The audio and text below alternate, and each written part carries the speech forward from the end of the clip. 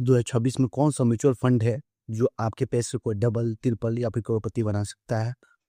आप बिना रिसर्च के किसी भी म्यूचुअल फंड में यदि आप इन्वेस्टमेंट करते हैं तो 90% लोग गलती ही करते हैं।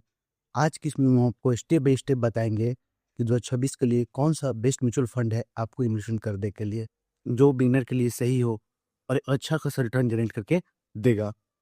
अब सबसे पहले बात करते हैं कि म्यूचुअल फंड क्यों बेस्ट होता है। म्यूचुअल फंड बेस्ट होता है क्योंकि mutual fund long term investor के लिए बेस्ट होता है, क्योंकि इसमें जो होता है हमको डाइवर्सिफिकेशन मिलता है।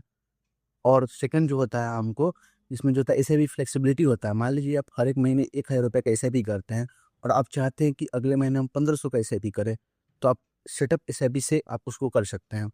तीसरा जो होता है म्यूचुअल फंड का फ़ायदा जो होता है हमको, वो होता है कि आपको फंड मैनेजर आपके पैसे को मैनेज करते हैं। आपको कोई भी टेंशन लेने की ज़रूरत नहीं है। आप पैसे को इन्वेस्ट कर दीजिए और अच्छा से बैठे रहिए बस। आपके पैसे को फंड मैनेजर मैनेज करेंगे। ये म्यूचुअल फंड में ही केवल मिलता है आपको। और फोर्थ जो होता है, एक लॉन्ग टर्म के बाद आपको कंपाउंडिंग का पावर देखने को मिलेगा। इसीलिए म्यूचुअल फंड जो होता है इन्वेस्टर के लिए, लॉन्ग टर्म इन्वेस्टर के लिए बेस्ट होता है। अब बात करते हैं कि सबसे बेस्ट कौन सा म्यूचुअल फंड है। सबसे पहले बात करते हैं हम लोग इंडेक्स फंड्स के बारे में। इंडेक्स फंड जो होता है इसमें आप जो है एक बिगिनर के लिए बेस्ट होता है।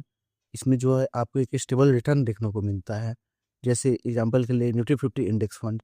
निफ्टी 50 इंडेक्स फंड में आप जो होता है, ये इंडेक्स फंड जो होता है निफ्टी 50 को ट्रैक करता है। इसका जो कुछ एग्जांपल अगर दिए हम देखें तो एचडीएफसी निफ्टी 50 इंडेक्स फंड हो गया, यूटीआई निफ्टी 50 इंडेक्स फंड हो गया। ये कुछ एग्जांपल है इंडेक्स फंड के लिए। सेकंड जो हमारा म्यूचुअल फंड का कैटेगरी होता है वो हमको है flexi cap index fund. Flexi cap index fund जो होता है अभी बहुत ट्रेंडिंग चल रहा है 2026 में, क्योंकि ये डाइवर्सिफिकेशन बहुत ज़्यादा देता है। जैसे ही आपके पैसे को लार्ज कैप, मिड कैप और स्मॉल कैप तीनों सेक्टर में इन्वेस्ट करता है आपके पैसे को, इसमें हाई ग्रोथ पोटेंशियल होता है। एक अच्छा खासा रिटर्न आप फ्लेक्सी कैप फंड से जनरेट कर सकते हैं। थर्ड जो म्यूचुअल फंड है हमारा जो है लार्ज कैप म्यूचुअल फंड। अब लार्ज कैप म्यूचुअल फंड में जो होता है आपके पैसे जो है भारत के 50 सबसे बड़े कंपनी में लगता है। जैसे एग्जांपल के लिए टीसीएस हो गया, रिलायंस हो गया, ऐसे कंपनी में आपको पैसा को लगता है। इससे आपको एक स्टेबल रिटर्न देखने को मिलता है कुछ 5 साल 10 साल के बाद।